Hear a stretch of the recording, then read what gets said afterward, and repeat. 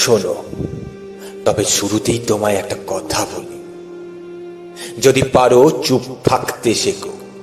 হ্যাঁ, চুপ থাকতে শেখো, কারণ নীরবতার মধ্যে অপরিসীম একটা শক্তি রয়েছে। আর এই কারণে তোমাকে চুপ থাকতে হবে। এ কথা সত্য, যদি বুদ্ধিমান হয়ে থাকো তাহলে কখনোই মূর্খদের সাথে তর্ক করতে যেও না। কারণ তুমি যদি মূর্খদের সাথে তর্ক করতে যাও, সেখানে তুমি বেশি বেশি অপমানিত হবে। তাদের উল্টোপাল্টা যুক্তির উত্তর তুমি দিতে পারবে না। তার থেকে ভালো তুমি সেখানে চুপ করে যাও। মনে রেখো, সব জায়গায় মুখ নষ্ট করে লাভ নেই, সব জায়গায় কথা বলে লাভ নেই। বরং চুপ করে যাও, দেখবে তারাও এক সময় শান্ত হয়ে গেছে। যখন তুমি কারো সাথে কথা বলা বন্ধ করে দেবে, দেখবে তখন তোমার কদর বেড়ে যাবে। হ্যাঁ, এই কথা সত্য।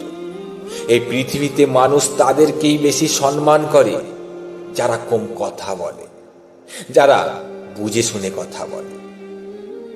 শোনো, তবে তোমায় একটা কথা বলি, কথা বলার জন্য যে শক্তি আর যোগ্যতার প্রয়োজন, চুপ থাকার জন্য তার চেয়ে অনেক বেশি শক্তি আর যোগ্যতার প্রয়োজন হয়।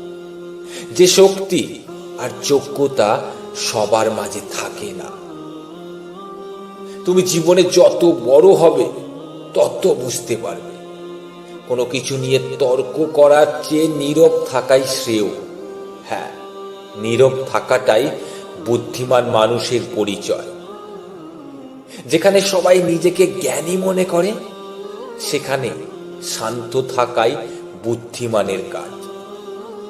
কাউকে বোঝার জন্য তাকে প্রশ্ন করার চেয়ে চুপ করে তার কথা শোনা বেশি কাজে। হ্যাঁ, কাউকে বোঝার জন্য তাকে প্রশ্ন করার চেয়ে চুপ করে তার কথা শোনা বেশি কাজে। কেউ যদি তোমার সাথে কথা না বলে থাকতে পারে, তবে তার সাথে কথা বলার জন্য পাগলামিগুলো ছেড়ে দাও।